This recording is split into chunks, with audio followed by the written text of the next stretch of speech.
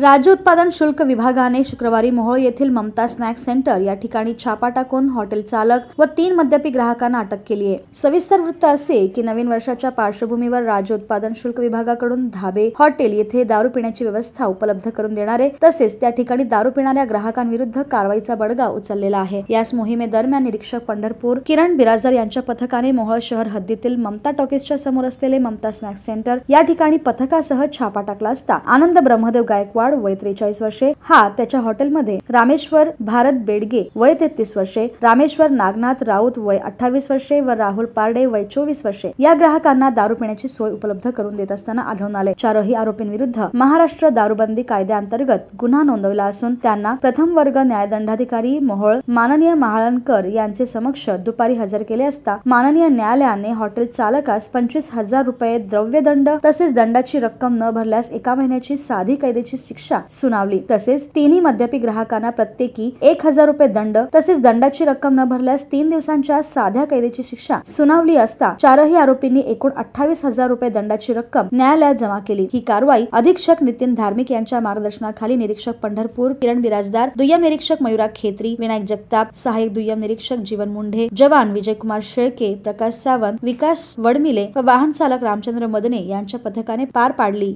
नवीन वर्षाच्या पार्श्वभूमीवर राज्य उत्पादन शुल्क विभागाने अवैध हॉटेल, धाबे यांच्या तपासणीकरिता विशेष 12 पथके तयार केलेली असून या सर्व पथकात निरीक्षक, दुय्यम निरीक्षक, सहाय्यक दुय्यम निरीक्षक व जवान असे एकूण 8 ते 9 कर्मचारी असणार आहेत। राज्य उत्पादन शुल्क विभागाकडून